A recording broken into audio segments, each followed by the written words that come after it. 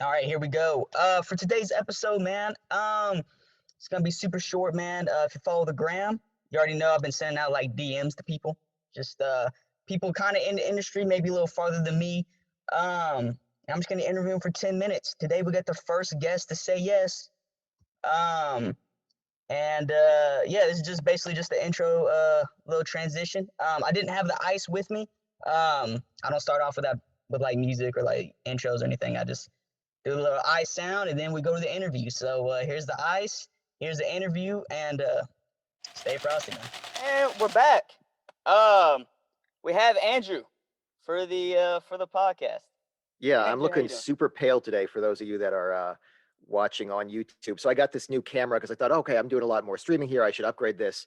Yeah. And but did not want to do the part where I learn how to use a camera correctly. So white balance is just whatever it wants to be. But yeah, thanks for having me on. Yeah, thank you for answering the DM, man. All right, Andrew, he's a stand-up comedian and social media writer for the Dad Man on Twitter, right? Yeah, the dad Netflix family. Yeah. Awesome, man. So let's talk about it, man. Um, let's start with the writing stuff. How did you get a job as social media writer for the Dad and Netflix family? Yeah, so I mean, I've been writing for a couple years on Twitter, and um, honestly, this was not the ways to get into this are very often luck, which wasn't my case. People saw my writing, they reached out to me. I got the job with a dad. People saw my work on the dad. Netflix family reached out, but I think a large part of that was just consistency. Was that you've got a lot of comedians that are don't want to do the promotion side, Hmm. which I get, but the work on social media leads to a lot of other work. Not as much as it did a few years ago. 5 or 6 years ago, you could get a job at late night just from your work on Twitter. That's not as much the case now. Yeah. Um, but yeah, no, I mean that was basically it. Was I started writing? I found someone, or I happened to know a person I realized was an editor for the dad. I reached out, sent them some samples, and so got taken on there. And then yeah, same thing with Netflix Family. They reached out, you put together a packet, and obviously if they like your work, you're good to go. The work into there are a lot of pathways into this though for TV writing, which is obviously the goal for most of us that are doing stand up is to eventually get to that side. Yeah. A little bit harder to get into, Heard that. but Yep. this has been a really good place to start. Okay, so you put together just a packet. How? Okay, let's explain how does the packet set up? I mean, depends on the company. Most of the time, it's a writing sample, Okay. which is great if you have a backlog. If you can get a couple of articles out there, that's a great thing to do. There are plenty of places that allow submissions. Points in Case, McSweeney's, these are good ones to get to. And then, yeah, put together a collection of your best work, and they'll probably have some prompts too. They want you to put together something for them. The thing is, if you're doing social media work for a company, they want to make sure you can write in their voice, which is a skill you should have anyway, because you're going to need to do that if you are writing for anybody else's show. You want to be able to Yeah. match their voice. Um, but yeah, that's basically it. Then just put the time in, go through their stuff, read as much as you can, get a sense of what they're looking for, and they're interested in you because they like your style too. Make sure you've got your own influence in there, but then yeah, just show them you can write for them, and I think a lot of that is just putting the time in, just doing the research.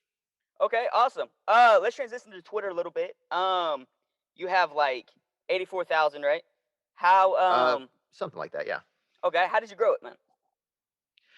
Um, Honestly, in the beginning, it was just consistency. I was writing 10 to 20 jokes a day, and putting them up. Um, and that was about 4 years ago. And the thing is, since then, the algorithm has changed. This is not Okay. necessarily a strategy I recommend now. Right Gotcha. now, the more I post, the more followers I lose. Okay. they, Heard they, that. they tend to like Yeah. putting up, one good one every day or so does better. Okay. Um, but finding out what the good one is, is hard because it's algorithm dependent too. You got to hit it the right time of day. It's obviously it helps if it's good. Yeah. That Yeah. makes a big difference. Um, but it is the same thing. It's there are accounts that grow really well because they have a fan base that love them. They want to engage with them. If you respond to your followers, that helps quite a bit. That is not something I do. I don't have followers that love me personally. They like my work. I have Heard that. friends that they love them. They want the notifications on. They want to retweet everything they put up. They can say a joke and then say, I had a bowl of cereal. both of them get retweets. Yeah. My fans are not like that. They Heard just that. want to see my material. Um, but there are ways to grow, and that largely is engagement. People want to feel like they're part of this. That's a much easier way to do it. And it's nice too. I really appreciate that. I do have people that are interested in me. I like responding to those that want to get more engaged. Um, but other than that, it is consistency. It's find your best time of day, which is normally mid afternoon or early evening. Make sure you're working on your stuff. If you can find a workshop group, some people to write with, some friends that are good at this, put that together. It's always nice to have someone look some stuff over, and then yeah, just put out the best material you can as consistently as you can. And then make sure your voice is clear. That's another one too. That after a while, I got tired. I grew as a person, which means I grew as a comedian. Yeah. So I had different styles, and that was something that my fans didn't particularly like. They came in expecting a voice, and it was like, cool, I've got different stuff going on in my life now. So yeah, you want to make your voice as consistent as possible, and make it clear what you're going to be providing to your audience. Okay. Heard you, man. Um, let's transition to stand up a little bit. Yeah, Um, so I saw in your bio you have Spitfire. That's your yeah. comedy show. And I've also seen you do stand up on YouTube. Um, let's go. Let's talk about how long you've been doing it, and then kind of talk about your show a little bit. Yeah, so I started doing stand up, I guess really doing about a little over a year ago now. I mean, before COVID, I'm not counting Yeah, COVID time.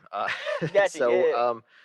so that was, I was just kind of getting into it, and had a friend that I actually knew from Twitter, that said he wanted to put a show together. So we sat down with another friend of ours and started brainstorming, and we had this idea, um, for we didn't want to interfere with comedian sets, but also I'm in Chicago, plenty of comedians here. We wanted to give them something different. So we put together a show where comedians are given 6 minutes, and they can buy extra time by doing a shot of hot sauce. Mm. The spicier the hot sauce, the more time they get, 1 to 4 minutes with Is this four pre? sauces. They have to do the hot sauce before the set or No, after anytime? their first 6 minutes are up, they do a shot then. And we got IO to put this on, and we very quickly became their number one selling monthly show. Yeah. Which it was a hell of a lot of fun. It's one we obviously IO is shut down now. We hope someone else is going to pick that back up. If not, we'll check out Second City, Lincoln Lodge. There are plenty of places in Yeah. Chicago. Yeah. But yeah, it was a great show. Once COVID hit, we transitioned, and now I do Cabin Fever comedy on Comedy Hub on Twitch, which is a streaming stand-up showcase we do every other week. Yeah. Um, which I mean, for every comedian that's been doing Zoom shows, it's nothing like the real thing. But it has allowed us to work with comedians all over that Yep. we wouldn't normally be able to get it because they're not in Chicago. And one thing we've done there that I think has worked very well is we realized we couldn't make it a regular show. It's not going to be that. It's not going to feel like that. So we tried to go for what we just called kitchen table comedy. We wanted to feel like it's comedians sitting around talking. We let them do their set, and we talk in between. We riff and we have fun. It feels a lot more casual. We leave everyone unmuted so they can laugh and talk. And it's been a lot of fun. It's we all miss the real live shows, but it's been a really cool thing to be able to put on. Awesome, man. Awesome. Okay. Do you so besides like stand up and the writing stuff, are those the only things you do? You do those social media ones, and then you just do your own show, or do you do others? Um, yeah, I mean, I obviously I'll do whatever shows I'm asked to. I'm in the March Comedy Madness competition right now, which is a cool one to do, and obviously for charity, which is great. Cabin Fever as well. 100% of proceeds go to Black Lives Matter, which has been really nice that we've been able to help out there. Heard that. Um, Other than that, I do my podcast. Here's Where It Went Wrong, which is a history comedy podcast. We ask comedian guests to pick a topic they love, and then I do like 10 hours of research to trace its history and Yeah. find out what ruined Yeah. it, which has been a lot of fun. So no, then yeah. I mean, other than that, obviously, if you want to make it here, a big part of that is getting booked on as many shows as you can. And I'm not doing Yeah. quite as many Zoom shows, but that's how you get known. Is you do other people's shows. Someone likes you, they ask them to do their show, and you keep it going. Facts, man. Facts. All right, man. I'm about to let you go. Let me Yeah. ask you one more thing, man. So you mentioned like being like a writer for like a TV show and stuff. What is that? Is that the dream job? Like, what's your dream job, Um, man? yeah. I mean, I think late night is probably the goal. Okay. Um, that's obviously if I'm getting a scripted series, that's great. It would be a lot of fun. But no, I think it's one of those things where it was like 20 years ago, it was just you can just be a comedian and that's all you need to do. That's not really the case anymore. You got to be a Yep. comedian. You got to do social media. You got to have your pilot and your scripts as well. So I'm pretty open, but I think late night and TV is what I'm working towards. Okay. Do you know how to get that job, or are you just kind of figuring it out? Um, no, I mean that's the same thing. You submit the packets, which I feel like every comedian in the world did that Jon Stewart packet a month ago, which was if it's something where the industry and connections obviously help quite a bit, but Mhm. ultimately, no, I mean if I knew how to get the job, I'd have the job. Yeah, I heard that. Heard that. Heard that. Yeah, Yeah, yeah. I'm doing the packets. I've got enough friends in it that are saying basically the same thing. It's just no, keep your head down, do the work, get better, hope you get the right packet where you can get your right work out. Nice, man. Nice. Hey, I'm gonna let you go, man. Yeah, I appreciate you so much for doing this, man. Um, absolutely. Thanks for having me. yeah, no, been a pleasure. A lot of great information, man. And I think that's it for the podcast, man. All right, Really, just a real quick, short interview with you, man. great. Thank you Thank you so very much. much, man. Yeah, absolutely. Absolutely.